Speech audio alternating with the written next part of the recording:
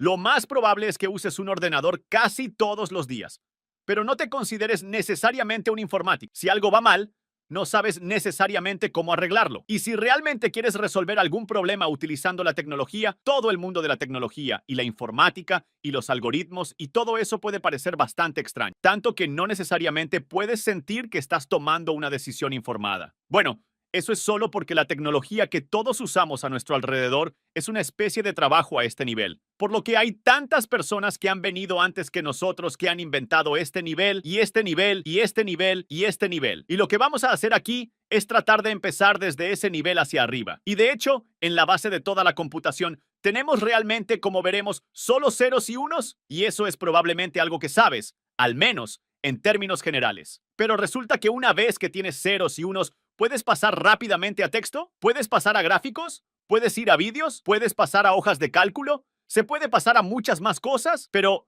de nuevo, ese es el mundo en el que vivimos. Pero lleguemos ahora a ese punto, de modo que empiecen a mirar a su alrededor y se den cuenta de lo que está pasando. Y para hacer eso, consideremos esto, pensamiento computacional, que realmente se refiere a pensar computacionalmente, pensar más metódicamente, pensar más cuidadosamente y de alguna manera enmarcar todos los problemas en el mundo como una secuencia de pasos.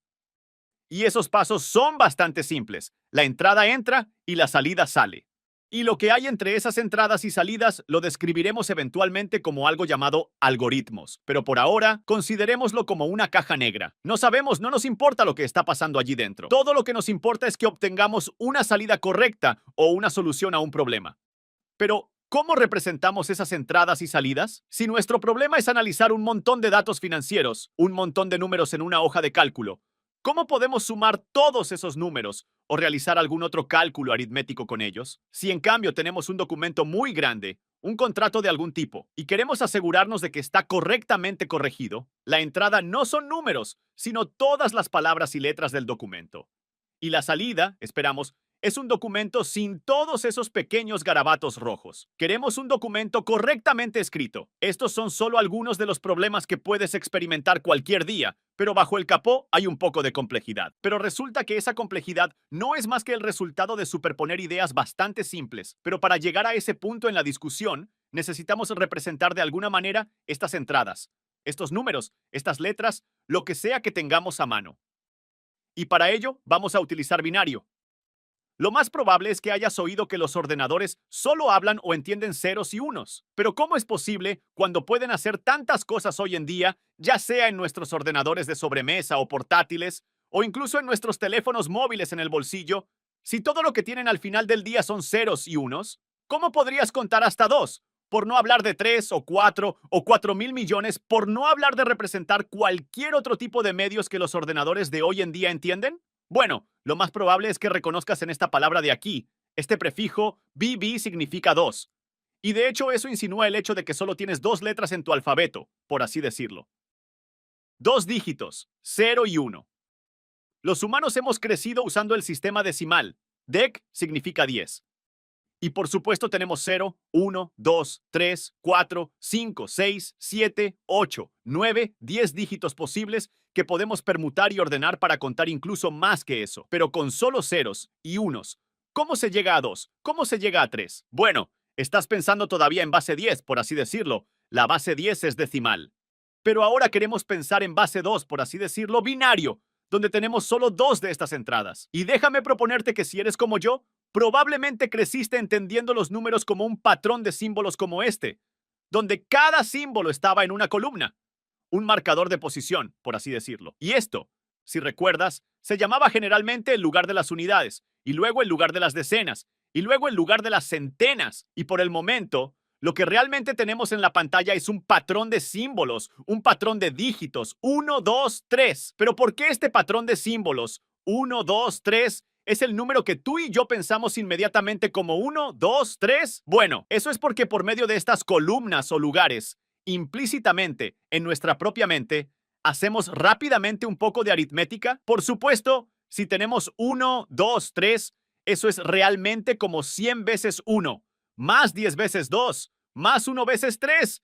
Y por supuesto eso nos da 1, 2, 3. Así que resulta que el sistema binario es en realidad fundamentalmente el mismo. Así que si te quedas con el decimal, Si has estado contando así desde la escuela primaria, estás bien ahora con el binario, porque de hecho, indiscutiblemente, el binario es aún más simple, porque ni siquiera tienes que llevar la cuenta de tantos dígitos. De hecho, si tenemos en cuenta este patrón de símbolos, esto, por supuesto, en nuestro mundo humano, por lo general, sería inmediatamente reconocido por nosotros, los seres humanos, como el número cero. Por supuesto, es un poco tonto tener esos ceros más a la izquierda, esos ceros iniciales, por así decirlo, porque en realidad no añaden mucho matemáticamente. Pero no pasa nada, puedes poner tantos ceros a la izquierda de un número en nuestro mundo real y realmente no afecta al valor. Ahora, en lugar de usar 1, 10 y 100, déjame usar 1, 2 y 4. ¿Por qué esos valores?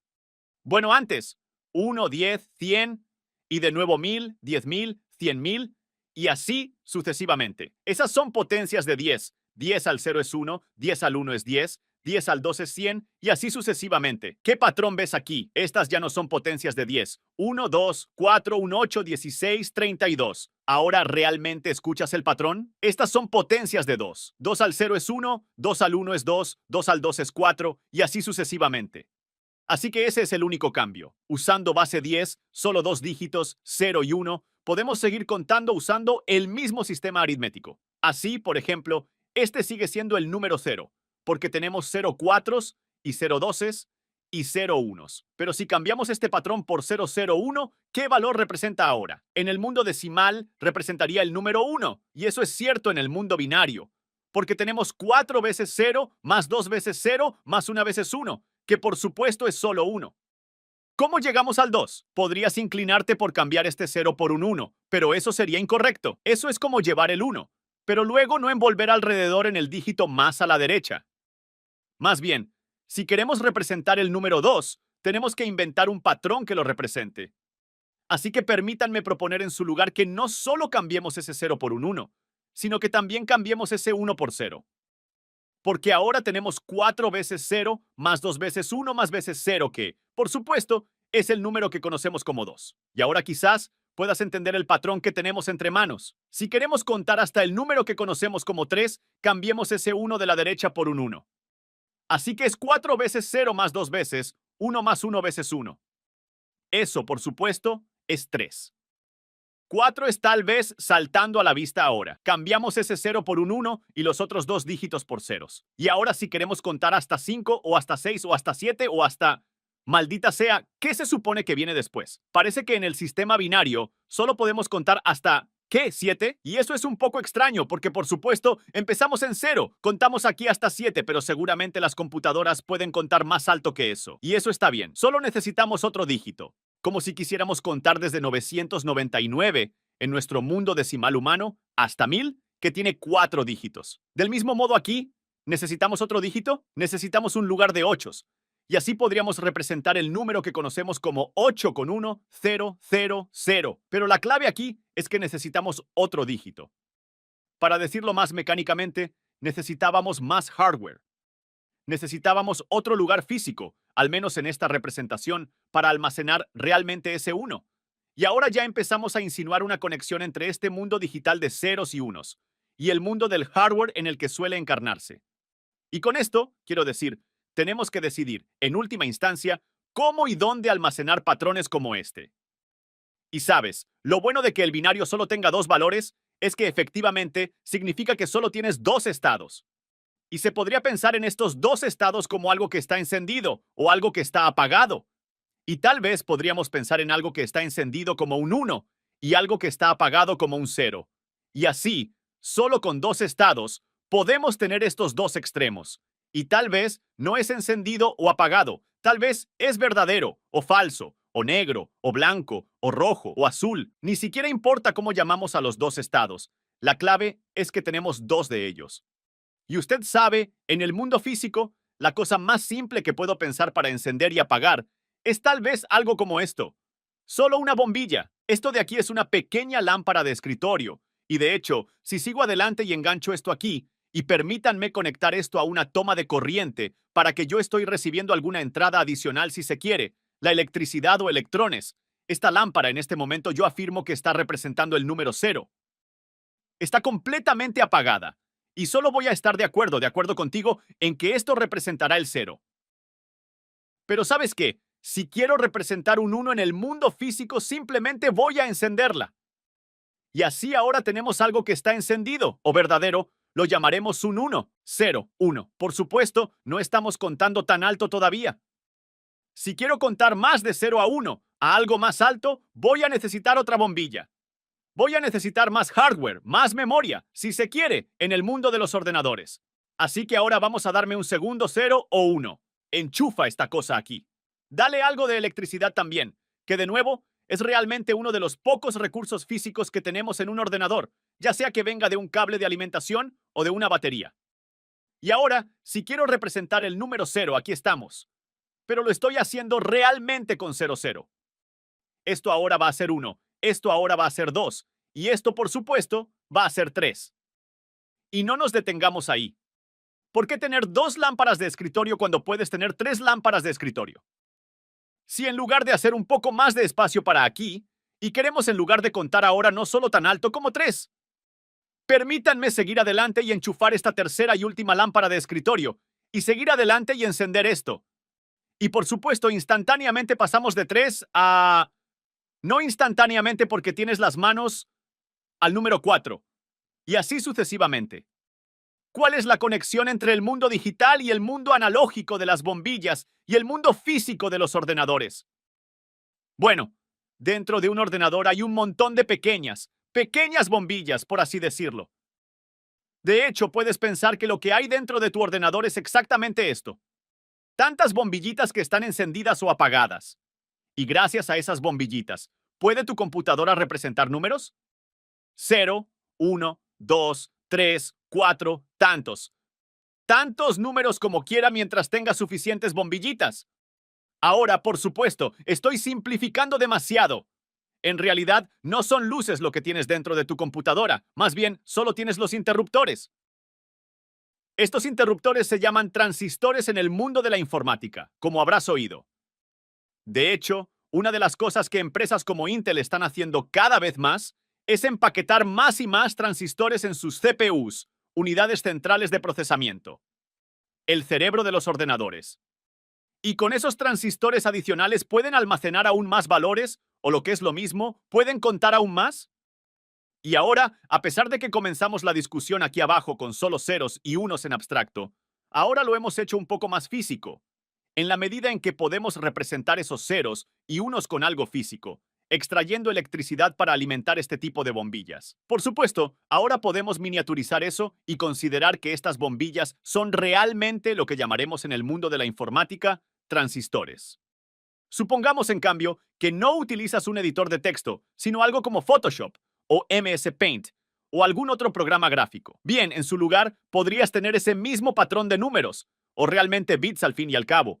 Pero en este contexto, algo como Photoshop, estos números están destinados a ser valores entre 0 y 255. Resulta que, resumiendo, si tienes 8 ceros o unos, donde 0 o 1, ¿sabes qué?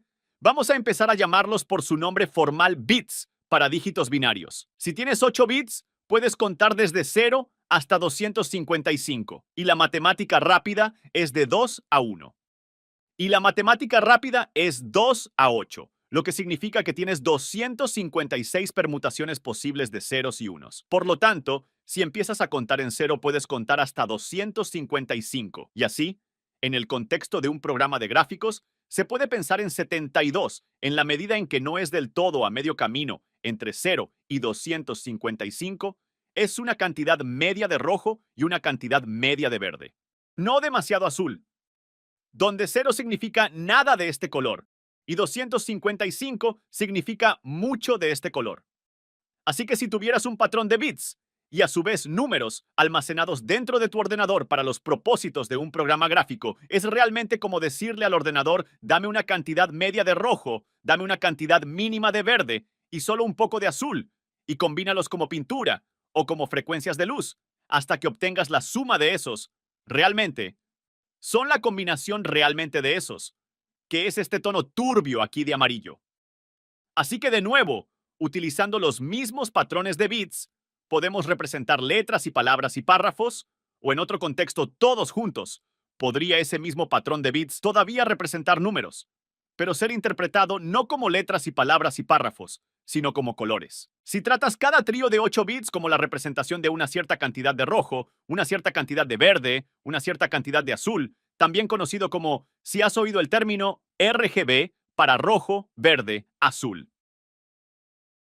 Así que este principio de comenzar simple y gradualmente hacer las cosas más y más y más complicadas es realmente un principio de abstracción, porque en este punto de la historia, cuando estamos hablando de palabras y párrafos y ensayos y documentos, o en otro contexto estamos hablando de imágenes, o tal vez incluso películas y más, ya no necesitamos realmente preocuparnos, o incluso necesitamos saber o entender lo que hay debajo de la capucha, esos ceros y unos, porque nos hemos abstraído de ese nivel inferior. Y este principio de abstracción, la superposición de idea sobre idea sobre idea sobre idea de tal manera que ya no es necesario preocuparse por cómo se implementan las ideas de nivel inferior, es bueno, porque nos permite a los seres humanos centrarnos solo en los problemas que realmente nos importan, que en teoría son los problemas más importantes, los que están inmediatamente a mano, para los que estamos construyendo soluciones, sobre los hombros de informáticos, ingenieros y colegas que nos han precedido, y no tenemos que perdernos en la maleza, por así decirlo, de la complejidad anterior. Así que esta es una poderosa técnica de resolución de problemas, y de hecho es un principio que veremos aplicado en última instancia también en el mundo de la programación. Llegados a este punto de la historia, ya tenemos una forma de representar la información, pero ahora vamos a estipular. Sabemos cómo representar la información. Al final del día, sí, es binario, y al final del día se puede pensar en ello como decimal, y tal vez usted está usando ASCII en Unicode, o tal vez usted está usando gráficos, o lo que está pasando bajo el capó. Todo lo que necesitamos saber y nos importa ahora es que puedes hacerlo. Y no tenemos que pensar mucho más a ese nivel. Ahora podemos reanudar nuestra mirada al modelo general que nos ocupa, que es la resolución de problemas. Ya tenemos una forma de representar nuestras entradas y salidas. ¿Qué hay dentro de esa caja negra? La palabra de moda estos días son los algoritmos, que aunque no sepamos necesariamente qué son, cómo se hacen o cómo se utilizan en el contexto de un programa informático, parecen ser cada vez más la solución a todos nuestros problemas. Bueno, un algoritmo no es tan complejo. Aunque la palabra suene extravagante, en realidad no son más que instrucciones paso a paso para resolver un problema. Y esos pasos pueden estar en inglés o pueden estar en algo que llamaremos pseudocódigo, una especie de código, pero que no es realmente un lenguaje real. O pueden estar en Java, o C, o C++, o JavaScript, o cualquier otro número de lenguajes de programación. Los algoritmos son, de nuevo, conjuntos de instrucciones para resolver un problema. ¿Cuál es el problema que queremos resolver? Bueno, en el mundo real podríamos tener, el viejo mundo real, digamos, podríamos tener un problema que alguna vez se vio así, una guía telefónica con un montón de papeles en su interior en los que había un montón de nombres y un montón de números de teléfono. Y la guía telefónica estaba ordenada alfabéticamente de la A a la C típicamente. Y tal vez había algunas otras secciones como las páginas amarillas o al parecer las páginas rojas, lo que sea esto aquí. Pero vamos a suponer que estas son las páginas blancas, por así decirlo, con solo un montón de nombres y números de los seres humanos. Así que supongamos que quiero encontrar uno de esos humanos, un humano al que llamaremos Mike Smith. ¿Cómo encontrar a Mike Smith en esta guía telefónica? Bueno, yo podría, un poco estúpidamente, pero podría decirse que bastante correctamente, empezar por el principio de la guía. Y veo aquí instrucciones para llamar al 911. Si paso a la página 2, ahora veo los nombres y números de alguien, pero los nombres de estas personas empiezan todos por A, y así sigo pasando por la sección A, y la sección A, y finalmente llego a la sección B, y la sección B, y la sección B, y luego la C, y las D, y las C, y las F, y así sucesivamente. Y finalmente, tediosa pero correctamente, llegaré a las S de la guía telefónica. Y si veo a Mike Smith aquí, ahora puedo coger el teléfono y llamar a Mike Smith. Ahora nadie por ahí. Si usted ha sido todavía el uso de esta tecnología, va a haber buscado Mike Smith de esa manera. Vas a volar a través de esta guía telefónica mucho más rápido que yo. Bien, probablemente aprendiste en la escuela primaria por qué contar por unos cuando se puede contar por dos. Así que 2, 4, 6, 8, 10, 12. Suena más rápido, es más rápido. Me va a llevar a Mike más rápido, pero ¿me va a llevar a Mike correctamente? Voy el doble de rápido haciendo 2 páginas a la vez. Así que voy a tener que voltear la mitad de las veces. Pero en realidad hay un error, por así decirlo, un error potencial aquí. ¿Cuál es? Bueno, en mi astucia para llegar al nombre de Mike 2 veces más rápido, ¿qué pasa si voy un poco demasiado lejos? solo porque por mala suerte, Mike está intercalado entre dos de las páginas que tan inteligentemente estaba hojeando dos a la vez? Por supuesto que estoy mirando este lado, tal vez este otro, pero tal vez Mike está en el medio. Y así resulta que con ese algoritmo, ese enfoque de dos en dos, voy a tener que tener un poco de control al final, de tal manera que si llego a la sección T y veo un nombre que comienza con T, mejor espero un minuto, déjame volver atrás. Puede que tenga que retroceder como máximo una página para asegurarme de que en realidad no me perdí a Mike Smith. Así que al final del día, no es correcto si ingenuamente solo haces dos páginas a la vez. Pero es correcto si haces dos páginas a la vez, con un retroceso final de una página, solo para asegurarte de que una vez que pasas de Smith en la guía telefónica, que no te perdiste accidentalmente a Mike justo una página antes. Así que sigue siendo súper rápido, solo necesitas esa pequeña comprobación. Pero aún así, nadie por ahí va a buscar a Mike Smith una página a la vez. Dos páginas a la vez. Vas a abrir en el medio de la maldita guía telefónica, mirar hacia abajo y ver, oh, no en la sección S todavía, estoy en la sección M. Y entonces lo que intuitivamente sabes hacer desde que creciste quizás, es que sabes que Mike no está en esta mitad de la guía telefónica. Mike está claramente en esta mitad de la guía telefónica. Y entonces en este punto puedes figurativamente, pero en nuestro caso literalmente, partir el problema por la mitad, tirar la mitad del problema y quedarnos con una sola guía telefónica y la mitad, pero la mitad del tamaño del problema. Así que si teníamos 1000 páginas originalmente, ahora tal vez tengo solo 500 páginas. Y así puedo repetir esta intuición. Salta aproximadamente a la mitad. Maldición. Estoy un poco lejos ahora, estoy en la sección T. Otra vez, vamos a arrancar la mitad del problema, tirarlo también, y ahora quedarnos con un problema de 250 páginas, que ahora puede ser un problema de 125 páginas, que cada vez es más fácil y más fácil, hasta que repetimos, hasta que teóricamente, al final nos quedamos con una sola página. Tal vez Mike esté en ella, tal vez Mike no. Pero si está en la guía telefónica, estará en esta página. ¿Qué tan eficiente fue eso? Bueno, si esa guía telefónica tenía 1000 páginas, en mi primer algoritmo me podría haber tomado lo que, como 700 más pasos para llegar a Mike, o en el peor de los casos 1000 pasos, es alfabético. Pero tal vez no es Smith, tal vez es alguien con el apellido que comienza con Z. En el peor de los casos en que la primera guía telefónica, tal vez me tomaría 1000 pasos como máximo para encontrar Mike Smith. Bastante lento. ¿Qué hay del segundo algoritmo en el que iba dos páginas a la vez? Bueno, con ese algoritmo me va a tomar como 500 pasos como máximo para encontrar a Mike Smith. Eso es el doble de rápido. Eso es bastante bueno. No es tan asombroso como el algoritmo que elegimos. El intuitivo, podría decirse, donde dividí y conquisté. Tengo el problema una y otra vez. Porque si empiezo en 1000 y voy a 500, luego 250, luego 125 y así sucesivamente, redondeando según sea necesario, en realidad llego a una página mucho más rápido. Dicho de otro modo, ¿cuántas veces puedes dividir 1000 por la mitad antes de quedarte solo con el número 1? Si haces la cuenta, tanto en un sentido como en el otro, verás que son aproximadamente 10.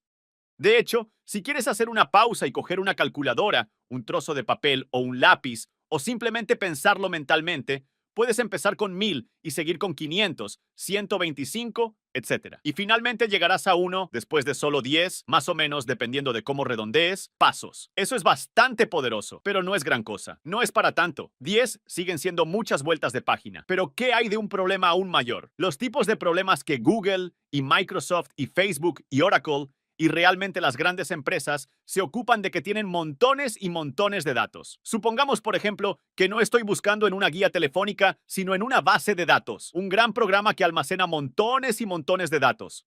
Y supongamos que los datos que se almacenan son nombres y números.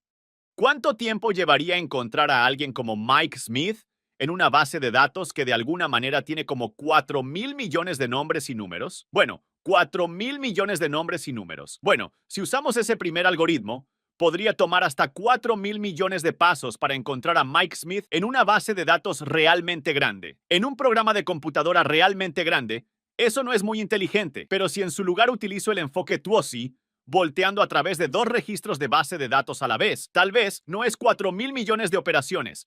Tal vez es solo 2,000 millones. Eso es bueno. Eso es la mitad de operaciones. Pero ¿qué pasa si uso esta intuición súper inteligente con la que crecí aquí, con ese algoritmo de divide y vencerás? Bueno, puedo empezar con 4,000 millones de registros de base de datos, luego ir a 2,000 millones, luego 1,000 millones, luego 500 millones, 250 millones, 125 millones y así sucesivamente. Estoy llegando a uno mucho, mucho más rápido. De hecho, solo puedo dividir el número 4.000 millones por la mitad, aproximadamente 32 veces en total. De nuevo, dependiendo de cómo redondees, pero 32 veces. 32 es mucho más pequeño que 2.000 millones de pasos. Y 32 es ciertamente más pequeño que el punto de partida original, 4.000 millones de pasos.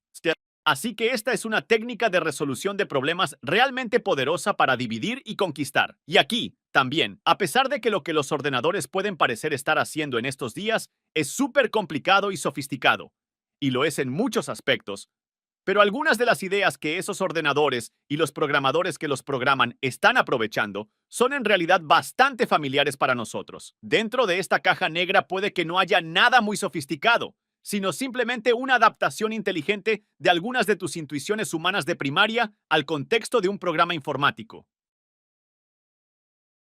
Ahora bien, una cosa es hablar de algoritmos, sobre todo si lo hacemos verbalmente, pero los ordenadores, por supuesto, necesitan que seamos más precisos y necesitan que expongamos nuestros pensamientos de forma más metódica. ¿Qué significa esto? Bueno, permítanme proponer que escribamos algún código o realmente pseudocódigo para este mismo algoritmo, donde estamos buscando a alguien como Mike Smith en una guía telefónica. Y es pseudocódigo porque no va a ser Java, o C++, o JavaScript, o cualquier otra cosa. Va a ser una sintaxis inglesa, que es algo así como código. Y en poco tiempo veremos algo de código real también. Pero el paso cero, y solo para ser juguetón aquí, no voy a empezar a contar en 1, voy a empezar a contar en 0, solo porque con cualquier número de bits o dígitos, el número más bajo con el que podría contar es, por supuesto, 0. Recoger la guía telefónica es lo primero que hice. 1. Abrir a la mitad de la guía telefónica es lo segundo que hice en ese tercer y último algoritmo.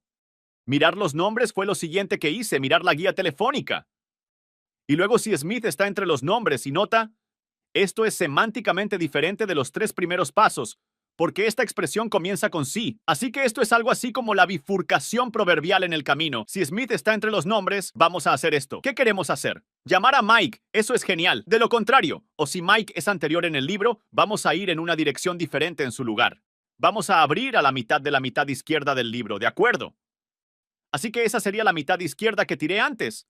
Y luego volver al paso 2. Porque una vez que he abierto a la mitad izquierda del libro, en realidad no tengo que dramáticamente romperlo. Ahora tengo que volver a buscar el nombre de Mike, como en el paso 2. De lo contrario, si Mike está más adelante en el libro, en realidad quiero abrir a la mitad derecha del libro y luego volver al paso 2 también. Ahora usted podría pensar que eso es todo en este programa, pero en realidad hay un paso restante. De hecho, me queda espacio en la pantalla para 1 o 2 pasos más, pero hay más de 3 posibilidades. Una de ellas es que Mike esté entre los nombres, otra que Mike esté a la izquierda, otra que Mike esté a la derecha. ¿Cuál es la cuarta? Si no considero la cuarta, y de hecho, si en un programa no implemento la cuarta, mi programa podría fallar. Mi ordenador podría colgarse. Mi ordenador podría comportarse de forma impredecible, porque si el programador no fue tan preciso como para anticipar algo que podría ocurrir, ¿quién sabe lo que podría hacer el ordenador? Y de hecho, a menudo es por eso por lo que tu propio ordenador puede tener una pequeña bola de playa giratoria, o un icono, o puede bloquearse por completo o congelarse. Es porque ha ocurrido algo imprevisto. Seamos precisos. Hay un cuarto y último escenario que se me ocurre, que tal vez también te pase por la cabeza, dejarlo. Porque en el cuarto escenario, si Mike no está entre los nombres y no está a la izquierda y no está a la derecha en el libro, no debe estar allí. Y así vamos a evitar simplemente colgando infinitamente de alguna manera u otra. Por lo que en realidad, proactivamente la decisión de dejar de fumar. Pero ahora vamos a desmenuzar lo que algunos de estos términos son en realidad. En amarillo hay algunas cosas que parecen verbos o acciones, y vamos a llamar a esas declaraciones, o más específicamente funciones, o procedimientos sería un sinónimo razonable también. Y cada uno de estos términos amarillos es realmente una llamada a la acción para que el ordenador haga algo incondicionalmente. Pero a veces queremos que la computadora haga algo condicionalmente, como lo demuestran estos términos amarillos.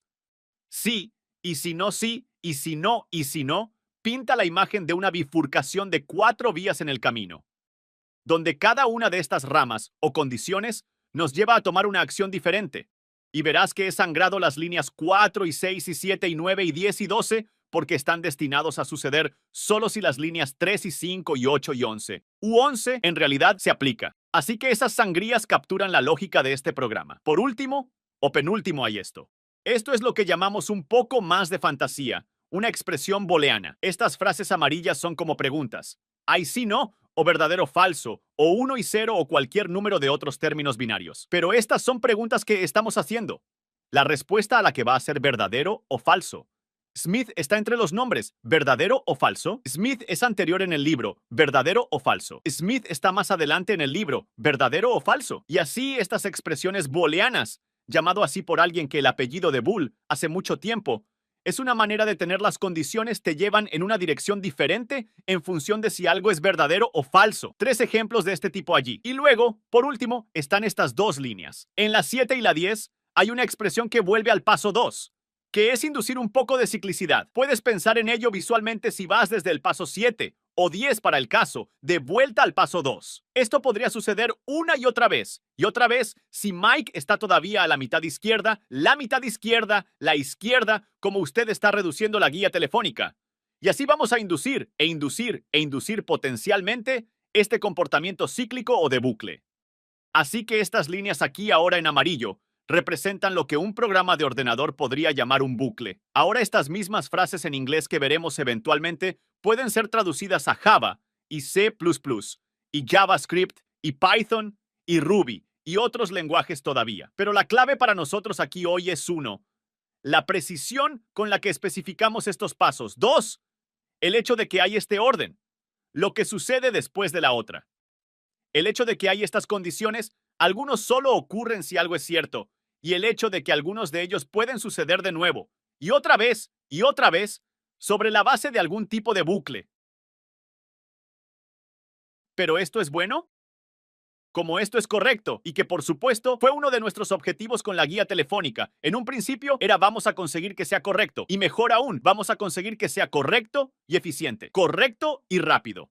Pero ¿cómo de rápido es esto ahora? De hecho, ¿cómo puedo poner un número o realmente una fórmula en el rendimiento del algoritmo para poder afirmar que soy un buen programador o que soy un buen solucionador de problemas? No solo he resuelto tu problema correctamente, sino muy bien. Bien, permítanme proponerles que analicemos estas 3 funciones, un poco en abstracto. No necesitamos expresiones aritméticas reales aquí, per se. Haremos las cosas variablemente como sigue. Así que aquí está un pequeño plano cartesiano con un eje X de tamaño del problema y un eje y de tiempo para resolver. Y cuanto más te alejas en el tamaño del problema, de izquierda a derecha, significa mayor problema. Y por problema más grande, me refiero a más y más páginas, más y más entradas, cualquiera que sea el problema en realidad. Y entonces el tiempo para resolver no es mucho tiempo. Así que en el eje y también, cuanto más alto vayas, más tiempo se tarda en resolver un problema. O realmente más lento es resolver el problema. Así que vamos a dibujar esta línea roja aquí como una representación del rendimiento de los primeros algoritmos, o el tiempo de ejecución. Por lo tanto, hay una relación de 1 a 1 entre el tamaño y el tiempo. Una relación de 1 a 1 entre el número de páginas. Y tal vez el número de vueltas de página, o segundos, o cualquiera que sea su unidad de medida.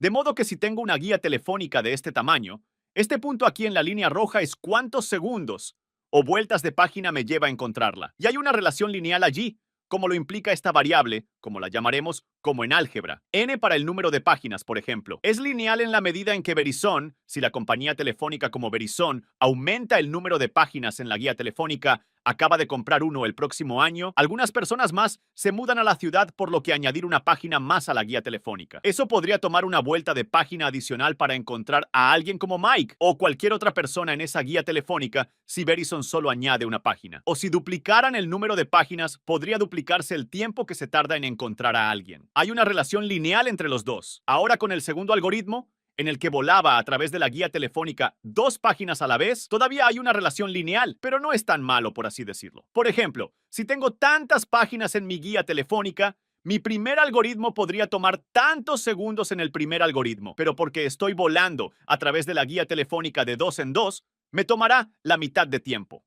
La mitad de vueltas de página con ese segundo algoritmo, así que lo describiremos algebraicamente como n sobre 2, donde n, de nuevo, es solo el número de páginas. Así que hay una relación entre esas dos líneas y esas dos fórmulas. Pero ese tercer algoritmo, súper extravagante, apostaría, y la forma de su línea es fundamentalmente diferente. Si recuerdas tus logaritmos, verás aquí esta línea curva verde, también representada aquí como logaritmo de n, o realmente logaritmo base 2 de n, pero lo mantendremos abstraído como logaritmo de n. Esta es una forma fundamentalmente diferente.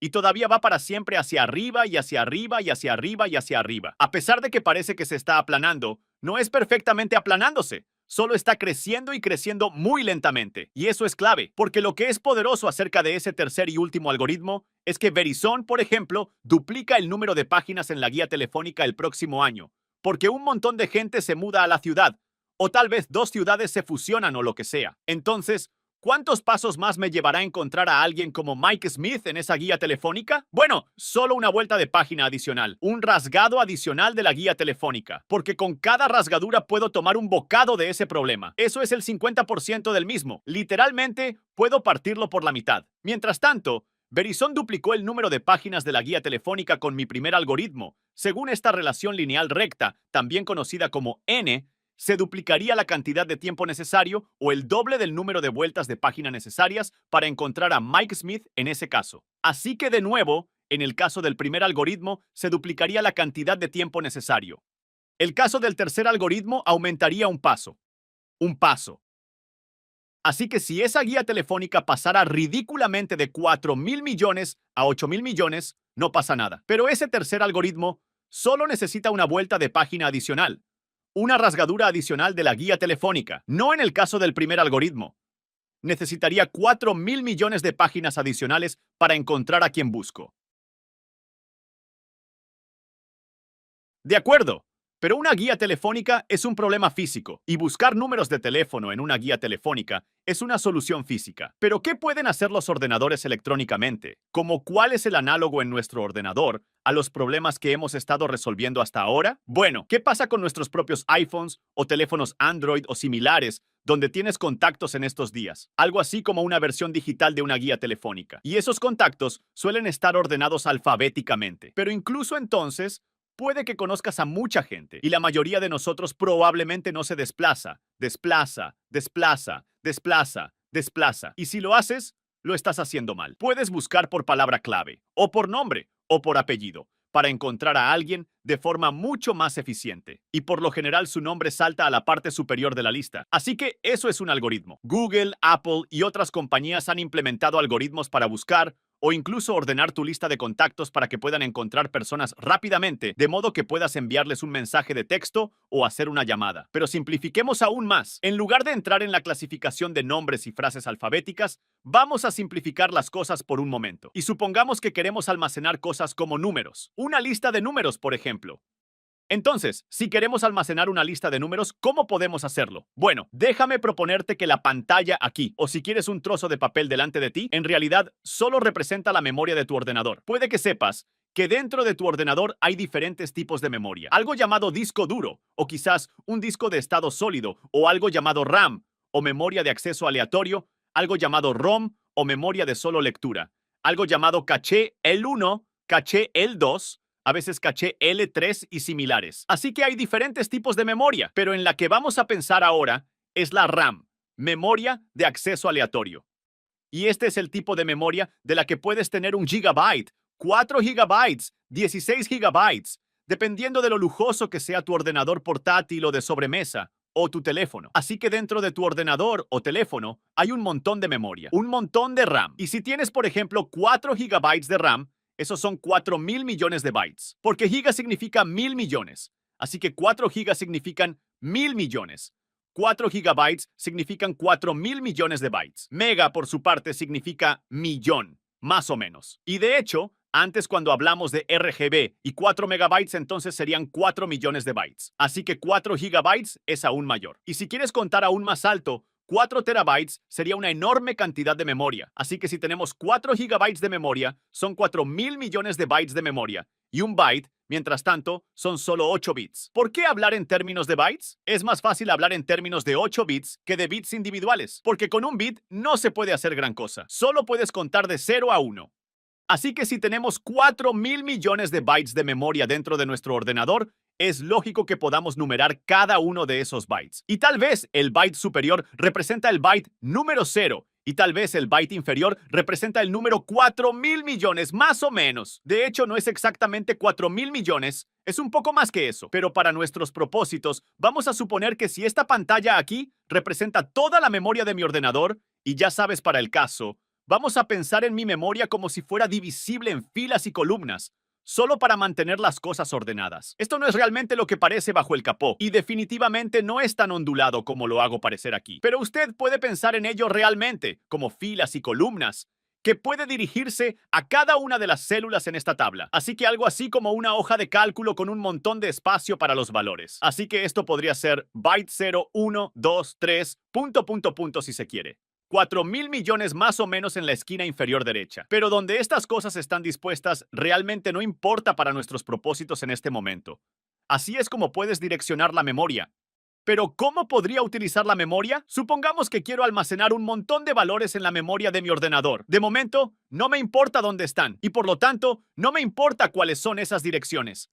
Pero supongamos que sí me importa que los números estén cerca unos de otros. Son contiguos en la memoria, espalda con espalda con espalda con espalda. Y veremos que eso tiene algunas ventajas para la eficiencia. Así que supongamos que quiero almacenar un número en la memoria de mi ordenador. Y supongamos que esta memoria y esta memoria y esta memoria aquí, todos ellos están siendo utilizados ya por otros programas u otras cosas que suceden en mi programa. Y así la primera ranura disponible, por ejemplo, digamos que es esta de aquí, y el número que quiero almacenar es el número 1. Y el siguiente número que quiero almacenar va a ser el número 50. Y el siguiente número que quiero almacenar va a ser el número 51. Y el siguiente el 61. Y luego el siguiente 109. Y luego el siguiente 121. Y así sucesivamente. Es decir, si no estoy almacenando los números de teléfono o los nombres de la gente, más simplemente por el bien de la discusión, lo único que me importa por la razón que sea es almacenar una lista de números. Podría almacenarlos en la memoria de mi ordenador exactamente de esta manera. Cada uno de estos cuadrados representa un byte, u 8 bits. Sabemos que podemos abstraer por encima de los bits y realmente representar cosas como números decimales. Así que estoy estipulando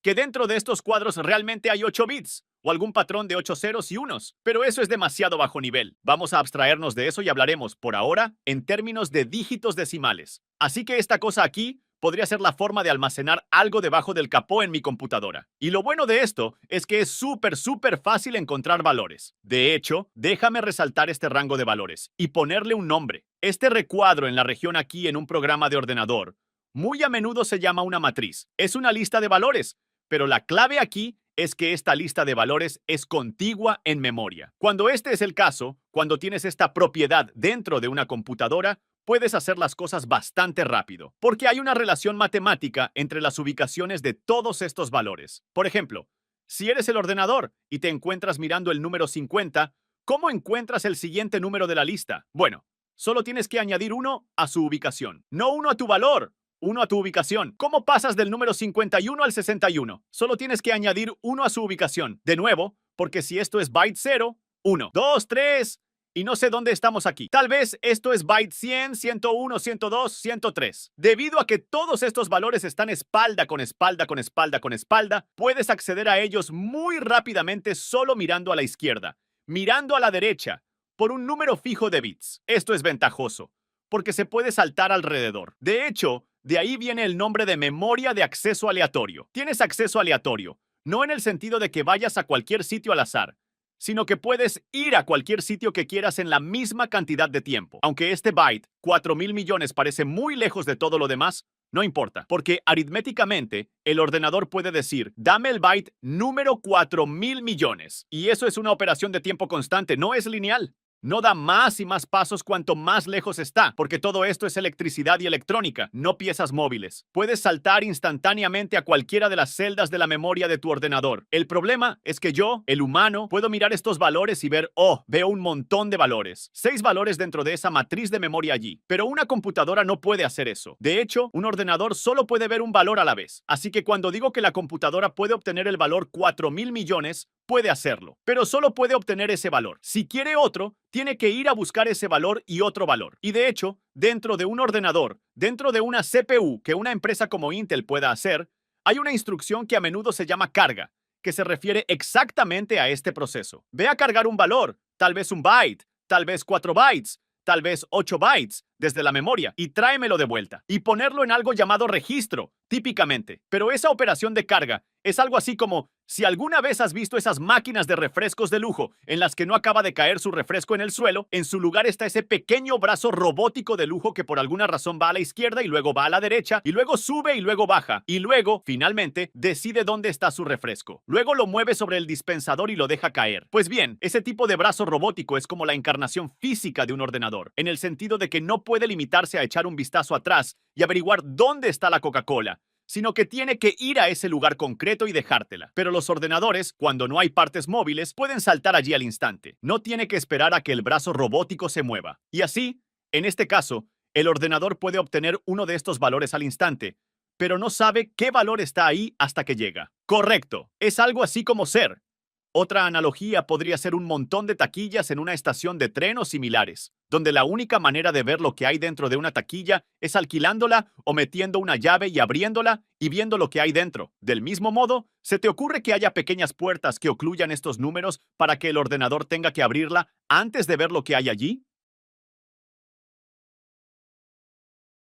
Hablando de puertas, supongamos que la memoria del ordenador tiene algunas puertas delante. Representado aquí son solo estos simples rectángulos. Y detrás de cada una de estas puertas hay algunos números al azar, entre los cuales hay un número que conozco y me importa. De hecho, quiero encontrarme el número 50, pero no sé dónde está. Así que voy a adoptar un enfoque bastante ingenuo, pero correcto, de empezar por la izquierda. Al igual que hicimos con una guía telefónica, a partir de la primera página. Y voy a seguir adelante y golpear y luego abrir la primera puerta. Y veo el número 15, que por supuesto no es el número 50. Así que voy a seguir adelante, ir a llamar y tocar la segunda puerta. Y veo el 23. Sigue sin ser el número que busco. Así que vuelvo a llamar y a tocar. 16. Llamo y toco otra vez. Vuelvo a llamar y a tocar. Aún no hay número, pero he encontrado el sentido de la vida. Y vamos a probar una puerta más aquí y tocar el número 50 detrás de esta puerta. Así que aquí también es un algoritmo muy lineal, pero estos números son una especie de todo el lugar, a la derecha. Empieza en 15, se hace un poco más grande, luego se hace más pequeño, luego más pequeño todavía, luego más grande, y luego más grande otra vez.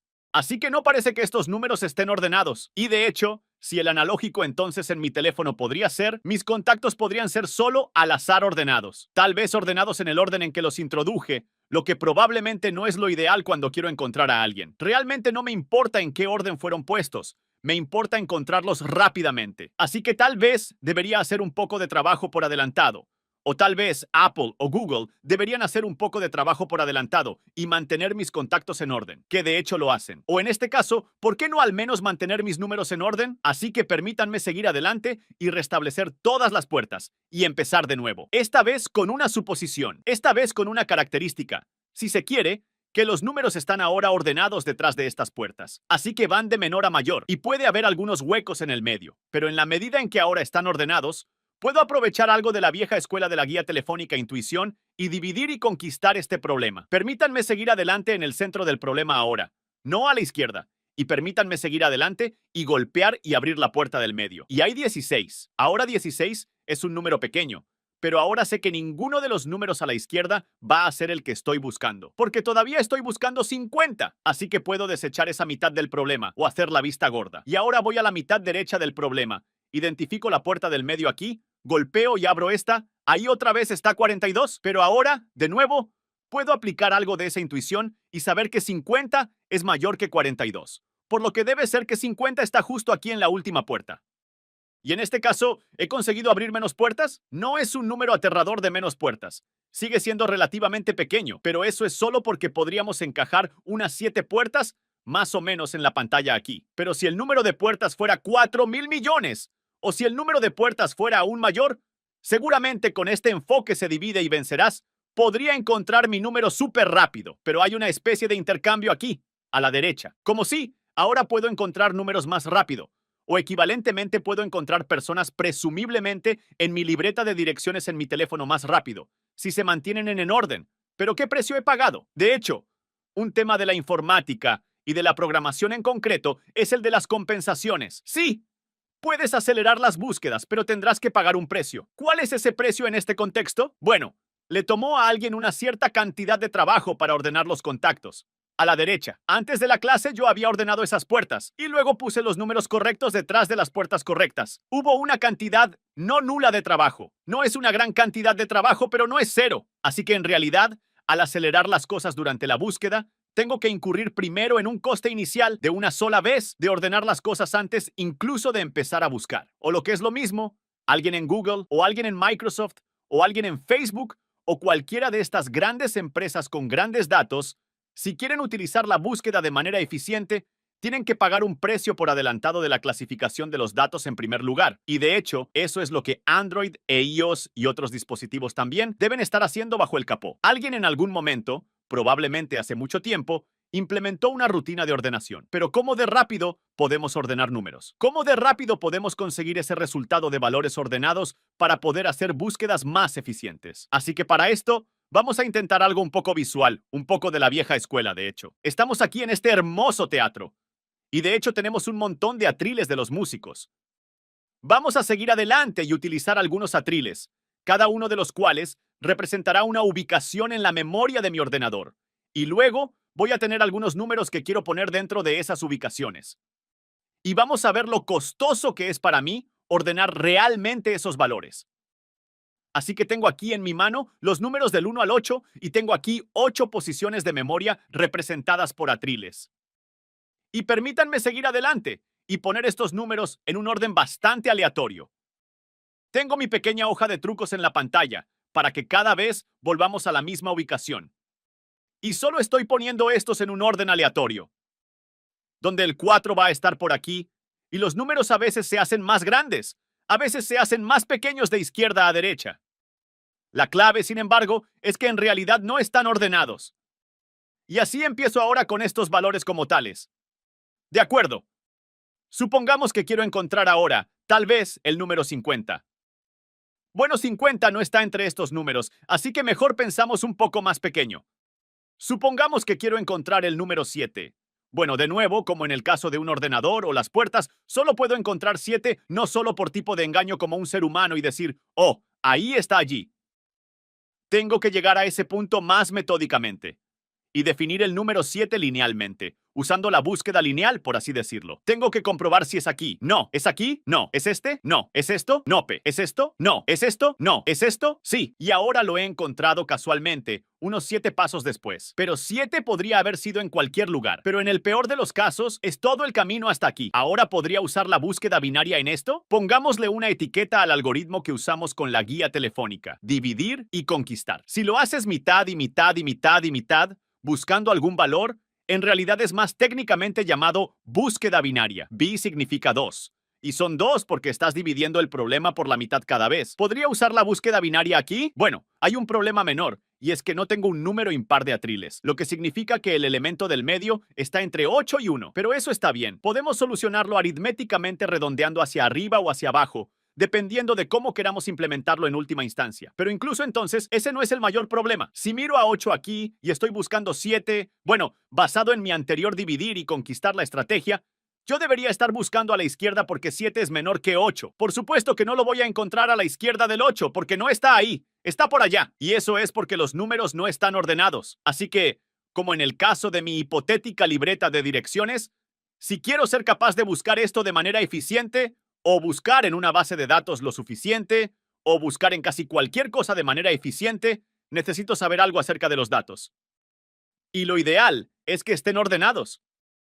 Entonces, ¿cómo llego al punto de ordenar estos datos? Bueno, ¿sabes qué? Podría tomar un enfoque bastante localizado. Como 4 y 2 los estoy mirando justo aquí. Y técnicamente los estoy viendo de uno en uno. Veo 4, veo 2. Y sé que están fuera de orden. Bueno, como la computadora, yo podría hacer esto. Podría, usando mi instrucción de carga y almacenamiento, esencialmente, o una instrucción de movimiento, hacer eso. Y ahora he mejorado la clasificación de esta lista. Ahora 4 y 6 se ven bien. 6 y 8 se ven bien. 1 y 8. No está bien. Así que déjame hacer un arreglo rápido. Déjame cambiar el 1 y el 8. Aún no es perfecto, pero es mejor. 8 y 3. Déjame hacer un arreglo rápido. Bueno, así está mejor. 8 y 7, un arreglo rápido. Eso está mejor. 8 y 5, arreglo rápido. Eso es mejor. Así que esto es genial. 8 es todo el camino a la derecha como estaba previsto. y 1 no es todavía todo el camino a la izquierda, así que no he resuelto el problema, pero lo he mejorado. Me he acercado un paso más a la solución correcta de los números ordenados, porque algunos de los valores se han movido al menos un paso más cerca de su ubicación prevista. Pero claro, tengo que volver a hacerlo, así que 2 y 4 son buenos, 4 y 6 son buenos, 6 y 1, ahora que está fuera de orden. Y así puedo transponer estos dos. Así que este algoritmo tiene un nombre, por lo que estoy transponiendo elementos pares que están fuera de orden, de tal manera que los números más grandes están burbujeando su camino hasta la cima. 8 ya hizo su camino hasta allí. 7 acaba de hacer su camino hasta allí. Y así, si sigo haciendo esto, estos valores más grandes van a seguir burbujeando su camino hacia arriba. 2 y 4 están bien. 4 y 1. ¡Oh, nota! 4 está empezando a burbujear a la derecha. 4 y 3. Continúa burbujeando. 4 y 6 está bien. 6 y 5. 6 burbujeó su camino hacia arriba. Y ahora tengo una buena allí. Realmente arreglé muchos de esos valores. Solo necesito hacer esto una vez más. 1 y 2, arreglado. 2 y 3, 3 y 4, 4 y 5, 6 y 7, 7 y 8. Déjame hacer otra comprobación solo para asegurarme.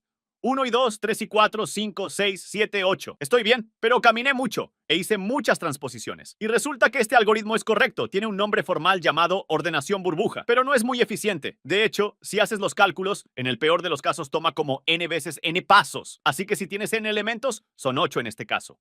N veces n, eso es 64. En realidad no es 64, pero comienza a acercarse a 64 asintóticamente, por así decirlo. Así que, si hiciéramos un análisis formal, resumiendo, empezaría a aparecer algo cuadrático, por así decirlo. No es un algoritmo rápido, pero hay otros. Así que vamos a probar otro algoritmo. Permítanme seguir adelante y restaurar el orden original. Aparentemente al azar aquí. Y de hecho es al azar en la medida en que solo estoy poniendo en algún orden no ordenado que pensé inicialmente. 1 va a ir aquí, 3 va a ir aquí, 7 y 5. Así que ahora volvemos al orden original sin clasificar. ¿Sabes qué? Puedo hacer otro algoritmo completamente aquí. Permítanme no mirarlos por pares. Permítanme ir aún más simple. Permítanme encontrar el número más pequeño y tratar con él. Muy bien, 4 es bastante pequeño. De hecho, es el más pequeño que he visto hasta ahora. Voy a aferrarme a esto. Oh, espera un minuto. 2 es más pequeño. Permítanme aferrarme a eso. 6 no es más pequeño. 1, 8, no más pequeño. 1 es más pequeño. Déjame seguir adelante y aferrarme a esto. 3, no más pequeño. 7, 5. Ok, aquí está el elemento más pequeño. Lo he encontrado. He seleccionado el elemento más pequeño. ¿Sabes qué? Esto pertenece a la izquierda. Voy a ponerlo ahí. Voy a hacer eso. Por supuesto, esto es hacer trampa. Como este atril, aunque es bastante ancho, solo debería almacenar un valor. Solo hay espacio suficiente para un byte, por ejemplo, de información. Entonces, ¿dónde pongo 4? Como 4 no pueden permanecer en el mismo atril. Sabes que no puedo hacer trampa y hacer eso. Así que podría mover 8, mover 6, mover 2.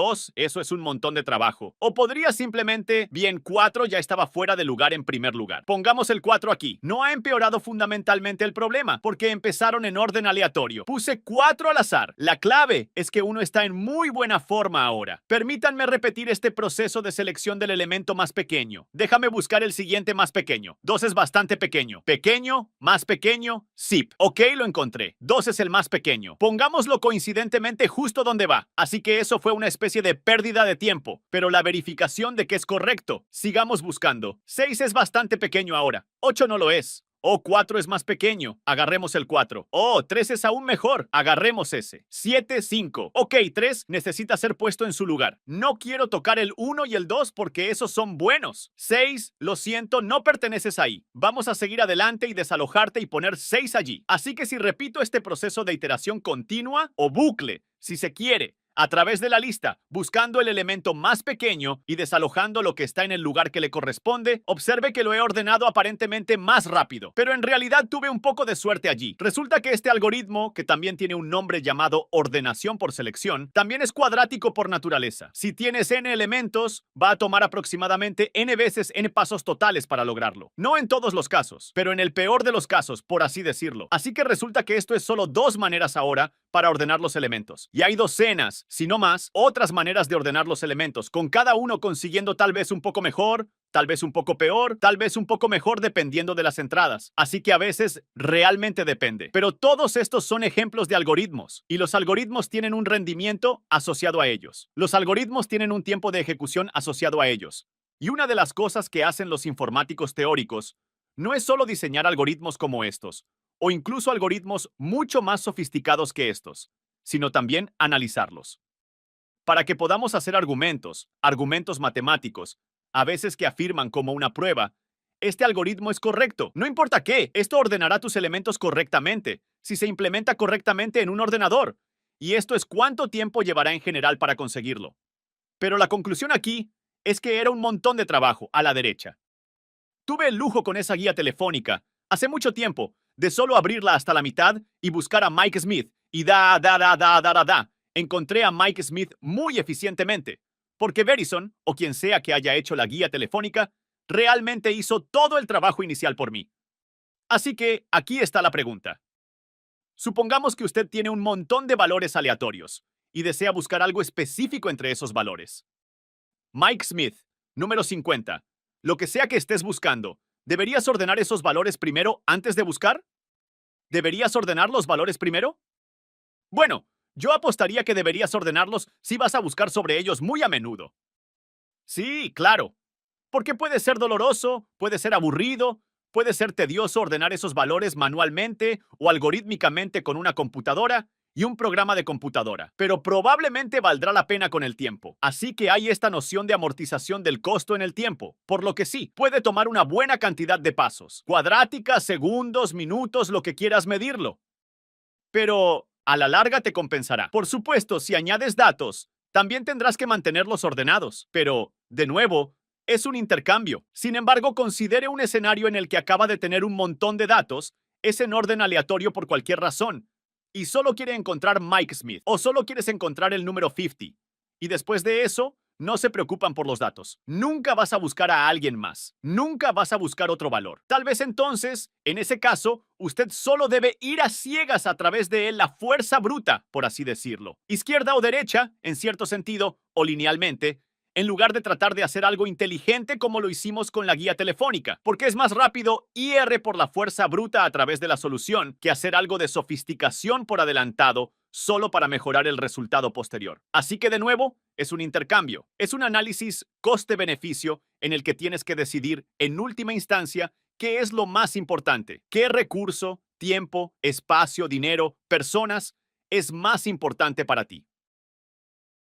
Así que en todos estos ejemplos, hasta ahora, hemos asumido que los datos son contiguos, espalda con otros valores. Y de hecho, eso es exactamente lo que representaban los atriles.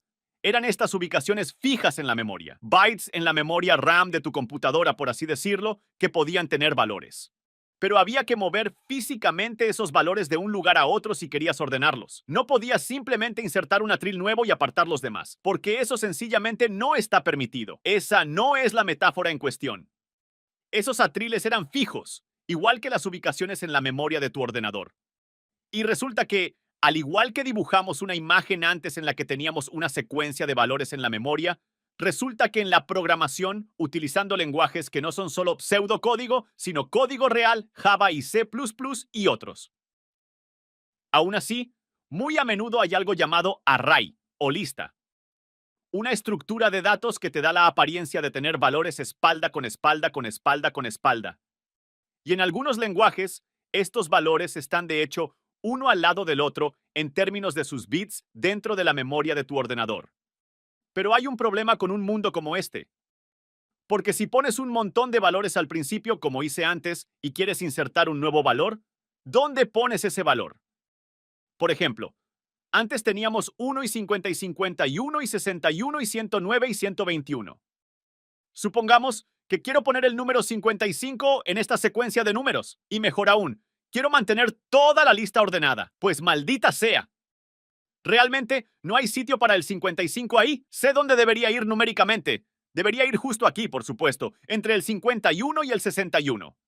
Pero no hay sitio. O podría ponerlo arbitrariamente por aquí, pero entonces no está ordenado. Podría ponerlo. Bueno, no puedo ponerlo ahí porque el punto recuerda de antes. Sugería que algo más estaba ahí. Algo más de tu programa o computadora ya estaba usando ese lugar. Ahora podría ponerlo tal vez debajo, pero eso es un poco raro. El punto aquí es esta contigüidad. Y de hecho, con los atriles hace un momento, ¿era ventajoso para mí poder dar un paso y estar en otro atril? Un paso más y estar en otro atril. No tenía que andar por todo el escenario buscando mis valores, porque de hecho estaban espalda con espalda y eso hacía las cosas muy eficientes y previsiblemente cerca unas de otras. ¿Cuáles son mis opciones? como seguramente un ordenador puede hacer esto. No es el caso que los ordenadores sean tan tontos que una vez que escribes tus valores no puedes resolver ningún problema nuevo. Entonces, ¿cuáles son mis opciones? Podría poner el 55 aquí al final, pero entonces voy a tener que volver a barajar todos los números. O tal vez le pido al ordenador más memoria en total. ¿Y sabes qué? Vuelvo a hacer esto y digo, déjame poner uno aquí, 50 aquí, 51 aquí, 55 aquí, luego 61, 109 y 121. En otras palabras, ¿por qué no uso memoria diferente? Diferentes bytes en la memoria de mi ordenador, pero eso parece un poco cutre, porque ahora necesito el doble de memoria, al menos temporalmente. Así que puedo copiar los valores antiguos en los nuevos, pero dejar espacio para el nuevo valor. Así que parece un poco lento y tedioso. Y de hecho, también lo sería para un ordenador. Pero quizá haya otra solución. Y aquí también estamos experimentando otra compensación. La contigüidad de mi memoria ha sido hasta ahora una ventaja, porque de nuevo, cada una de mis músicas está a un solo paso. En el caso de la memoria RAM real, cada número está a solo un byte de distancia, y que se presta a una vez más. El acceso aleatorio, ergo memoria de acceso aleatorio. Pero esto me está acorralando, porque me estoy dando cuenta de que ya no puedo añadir nuevos valores sin incurrir en un coste significativo. Y por costo significativo, me refiero a tener que duplicar toda la matriz de memoria en una nueva ubicación, dejando un espacio adicional para ese nuevo valor, que va a tomar tantos pasos como valores hay en la matriz original. Así que, ¿sabes qué? Tal vez tome un enfoque aún más antiguo de la escuela. Y tal vez haga algo proactivo, un poco defensivo. Voy a poner uno allí, y 50 aquí, y 51 aquí, y 61, y luego 109, y luego 121, y así sucesivamente. Y vaya, esto fue inteligente de mi parte, porque ahora me deje pequeños huecos en mis valores.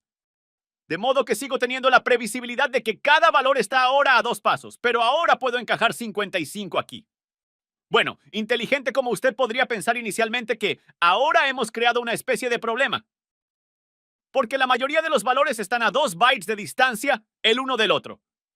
Pero ahora hay esta rareza donde 55 es solo un byte de distancia de sus vecinos. Así que eso es realmente complicar las cosas ahora. Ya no puedo predecir un paso a la vez. A veces doy 2, a veces doy 1, y parece que se está convirtiendo en una situación propensa a errores muy confusos. Y de hecho, si alguna vez viste o tal vez creciste con el lenguaje básico de programación en aquellos días, no numerabas tus líneas de código 0, 1, 2, 3, 4. Si las numerabas, hacías algo como línea 10, línea 20, línea 30, línea 40, lo que maravillosamente te dejaba espacio para como 9 adiciones más adelante, sin tener que renumerar todo. Por supuesto, ahora los programas numeran las líneas automáticamente, y ni siquiera son estrictamente necesarios esos números de línea. Así que hemos intentado esto, y no es realmente una buena solución. Mejor sería que reclame algo de dinamismo. Y si en lugar de eso considero que la memoria de mi ordenador sigue siendo esta cuadrícula de ubicaciones. Pero déjame hacer esto. Permítanme proponer que el primer número voy a poner, tal vez es aquí, y solo para mantener las cosas más bonito, no voy a dibujar toda la cuadrícula de nuevo. Pero vamos a suponer que un byte que estoy usando está justo ahí y pongo el número 1 allí, y luego, eventualmente, decido agregar ese segundo número. Y sigo adelante y agrego el número 50, y el número 50 resulta que termina, o no sé, por aquí. Y está más lejos en la memoria. Tal vez ha pasado suficiente tiempo que el montón de memoria entre los dos valores se está utilizando para algún otro propósito. Y no pasa nada, pero el 50 y el 1 ya no están uno al lado del otro, o por lo tanto pictóricamente o realmente relacionados, a menos que de alguna manera los interconecte. Así que por ahora, déjame seguir adelante y dibujar una flecha. Y permítanme entrelazar mis valores, como las palomitas de maíz en un hilo o cualquier otra metáfora en la que enlazas cosas. Como con una cadena, por ejemplo. ¿Puedes hacer una lista como esta? Porque mis otros números, supongamos que pasa más tiempo. Inserto un tercer valor como 51. Solo pasa por allí, lo que sea. No es contiguo, lo cual es desafortunado, pero eso está bien, siempre y cuando de alguna manera vincular estos juntos como este. Y entonces, tal vez el siguiente número aquí, 61, tenga suerte y esté bastante cerca. Así que es por aquí, pero todavía necesitamos una flecha a este de aquí. Y entonces tal vez tenemos 121 y 109, cada uno de los cuales está en algunos lugares diferentes. diferentes, así que podríamos necesitar esta flecha aquí y esta flecha aquí. Así que es un poco por todo el lugar. Y si alguna vez has jugado el juego mientras crecías, es como toboganes y escaleras ahora. Tienes que seguir los toboganes para llegar de un número a otro, pero eso está bien. De hecho, es bastante bonito, aparte de mi letra. Aunque no es tan eficiente, porque resulta que si estás en uno de los números de esta lista y quieres saltar a otro, puedes llegar al siguiente número bastante rápido. Si estoy en 1, puedo llegar a 50 con bastante rapidez. Solo tengo que seguir esa flecha de alguna manera. No sé cómo funciona en la memoria. Y realmente no necesitamos saber cómo funciona. Podemos hacer abstracción de eso por el bien de la discusión en este momento. Pero puedo llegar a 50 basándome en esta imagen directamente.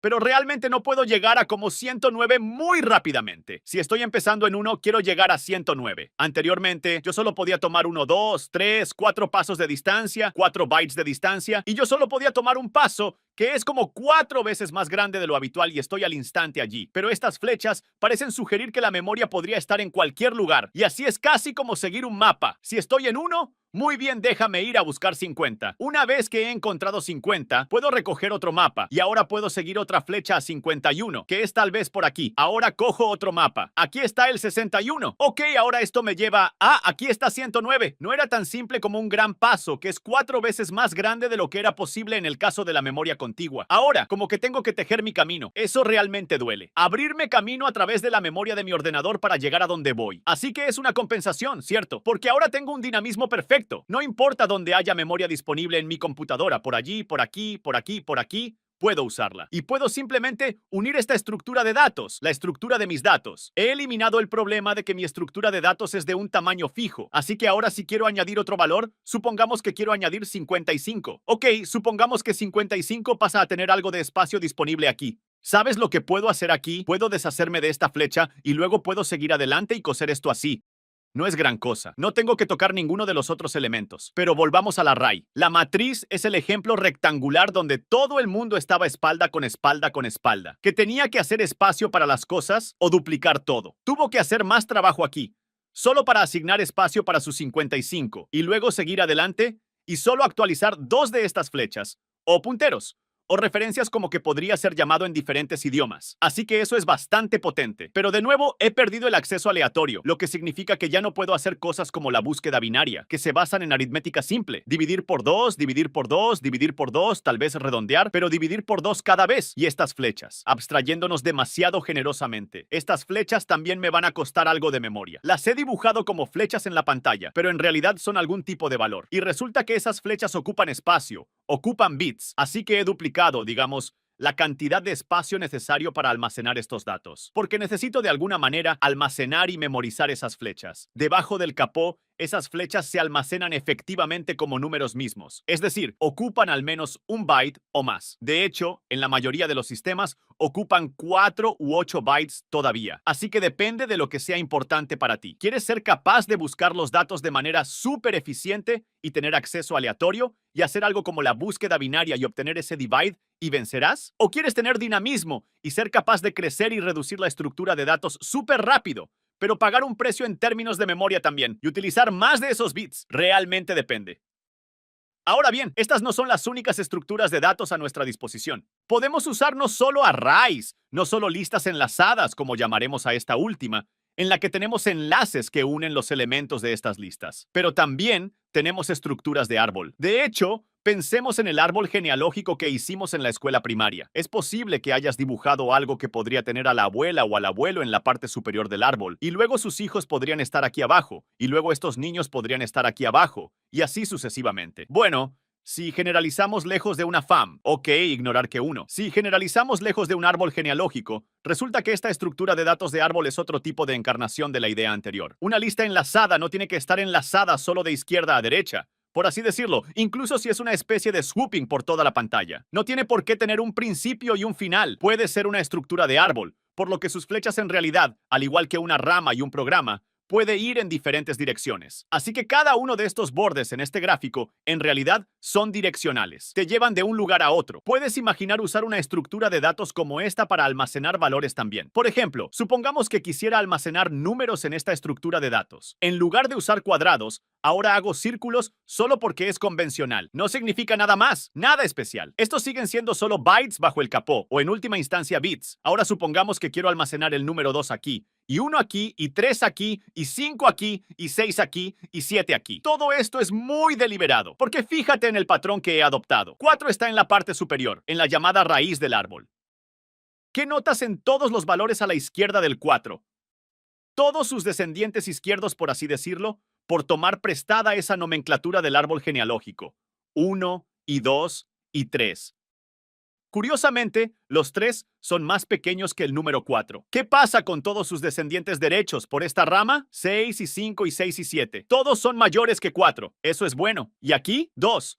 Esto es una especie de mini árbol, si se quiere. Esta es una nueva ruta. Si ignoras todo lo que está por encima. 2 tiene 2 hijos, izquierda y derecha. Fíjate que el 1 es menor que el 2 y el 3 es mayor que el 2. Así que no es una coincidencia que lo haya dibujado así. Del mismo modo, si usted piensa en esto como un árbol, solo los 3 nodos de abajo, 6 es mayor que 5, 6 es menor que 7. Así que hay un patrón. Así que en realidad podemos recuperar algunas de las capacidades de divide y vencerás mediante la disposición de nuestros datos, todavía con estas flechas, estos punteros o referencias si se quiere. Pero no solo hacerlo linealmente o girando por toda la pantalla, pero a partir de un nodo de inicio a un nodo final, donde nodo es una palabra elegante para estos cuadrados o estos círculos. Y si en lugar de eso permitimos al usuario ir en 2 direcciones diferentes al buscar datos, y supongamos que aprovechamos el mismo principio de la guía telefónica, según el cual los valores más pequeños están por aquí y los más grandes por allá. ¿Qué nos permite eso? Bueno, este árbol de búsqueda binario,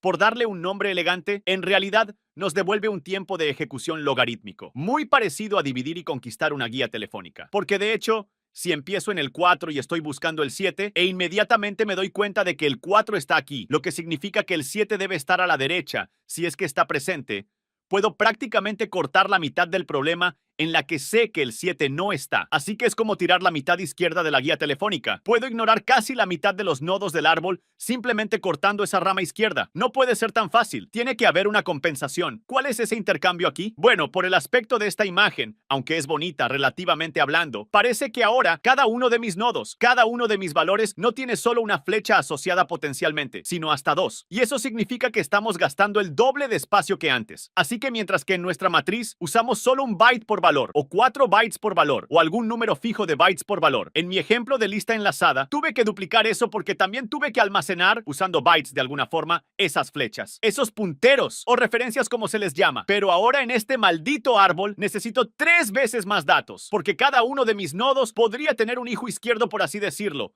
o un hijo derecho. Así que de nuevo, es un intercambio.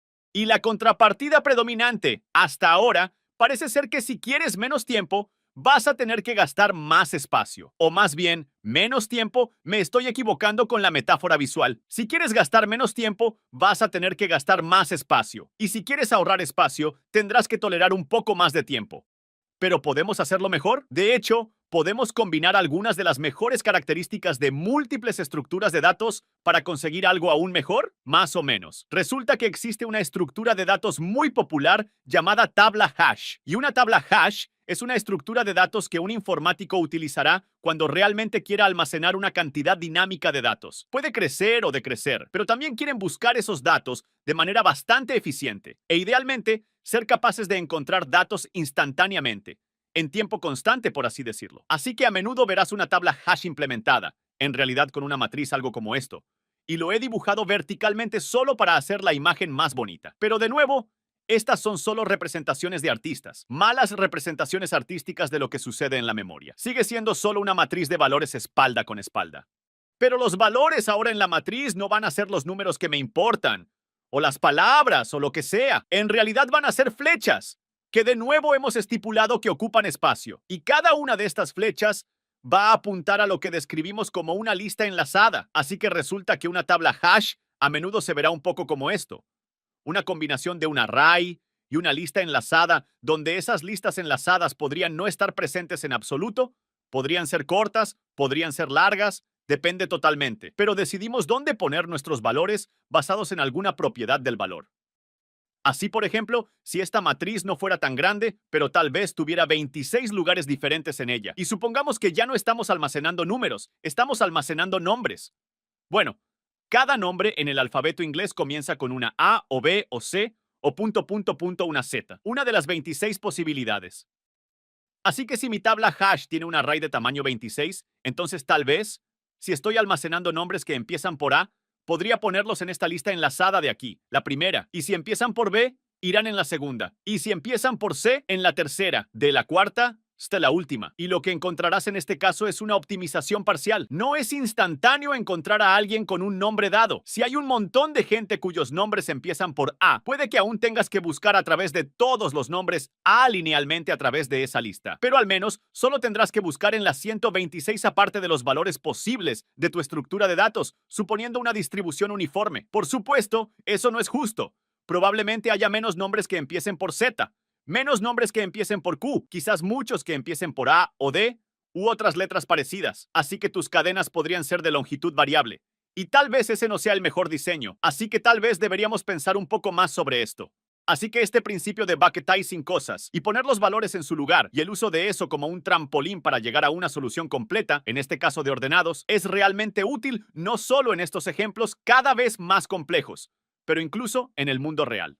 Por ejemplo, si te gustan los naipes, puede que tengas una baraja en casa, y esas cartas, por supuesto, tienen diferentes valores o números y también diferentes palos. Tréboles, picas, diamantes y corazones, y ya sabes, a veces puede que quieras o bien barajar la baraja o bien desbaratarla y ordenarla. Y si quieres obsesivamente como yo, ordenar tu mazo de cartas, puedes ir carta por carta, y luego tratar de encontrar o seleccionar o tal vez burbuja de los valores, como nuestros algoritmos antes. Pero la mayoría de nosotros probablemente usamos un poco de intuición. Así que si veo una pica aquí, podría ponerla en una pila, y un corazón voy a ponerlo en una pila diferente. Un diamante en otro montón. Una pica irá aquí arriba. Un trébol ahora va aquí. Y a medida que continúo este patrón, estoy dividiendo el problema, aunque de una manera diferente. Ahora tengo, en lugar de un problema de 52 cartas, eventualmente voy a tener 4 problemas de 13 cartas. Pero, ¿cómo voy a llegar a ese punto? Bueno, estoy bucketizing cosas, no cubos físicos. Pero aquí hay como 4 pilas de cartas. ¿Pero qué estoy haciendo realmente? En realidad estoy juntando estos valores. Considero cada carta como una entrada. La hago pasar por una especie de función mental, una caja negra mental si se quiere, que da como resultado un valor. O cubo 1, o 2, o 3, o 4, o más específicamente pica, o diamante, o corazón, o trébol. Esa es mi función hash. Así que si alguna vez has hecho algo así, donde estás tratando de limpiar un lío, o estás tratando de ordenar algunos datos, u organizar tus cartas, una vez que comience bucketizing de esta manera, usted está hash valores. Estás tomando como entrada algún valor, tal vez una tarjeta, y produciendo como salida algún identificador. Del mismo modo, con nuestro ejemplo de los nombres, si tengo un montón de nombres, cada uno de los cuales podría comenzar con A través de Z, cada vez que me dan un nombre, estoy mirando a la primera letra en el nombre de esa persona. Y estoy decidiendo a cubo, cubo Z, cubo D, cubo C o así sucesivamente. La C debería estar allí y decidir sobre la base de la entrada lo que la salida debe ser. Así que de nuevo, aquí A, este tipo de principio intuitivo muy rápidamente se puede aplicar a algo mucho más sofisticado. Una vez más, comparar y contrastar el tipo de sofisticación del antes y el después. Estas probabilidades son bastante intuitivas. Si no es algo muy familiar para ti, esto todavía puede parecer un poco griego, ciertamente bastante arcano frente a unos simples naipes. Pero lo más importante es que, aunque la informática y la tecnología que nos rodean puedan parecer especialmente sofisticadas y complicadas, y más allá de nuestra comprensión, eso es solo porque en la actualidad pueden estar más allá de nuestra familiaridad con algunos de esos componentes básicos. De hecho, empezamos a un nivel muy bajo, con ceros y unos, y luego llegamos a las letras, y después quizá a las palabras y los párrafos, y a los gráficos y los vídeos, y finalmente a muchas más formas de medios. Y al fin y al cabo, es útil comprender lo que ocurre bajo el capó, pero también es muy estimulante, porque te das cuenta de que incluso una vez que estamos en el punto en que estamos, literalmente, en este momento, de hablar de este grado de complejidad y sofisticación para la forma en que podría almacenar los datos dentro de la memoria de su ordenador y muy eficientemente llegar a ella, todo esto fue el resultado de estos peldaños, estas abstracciones. Y a lo largo del camino, en la construcción de estas abstracciones y en la solución de problemas de manera más eficaz por estar en los hombros de los problemas resueltos en el pasado, de manera similar tenemos que hacer algunas concesiones. Y así, al final del día, de esto se trata el pensamiento computacional. En esto consiste la informática, la ingeniería y la programación. Es resolver problemas usando soluciones a problemas pasados y en el camino tomar decisiones muy conscientes, calculadas y esperemos que correctas en cuanto a qué recursos y qué objetivos son los más importantes para ti.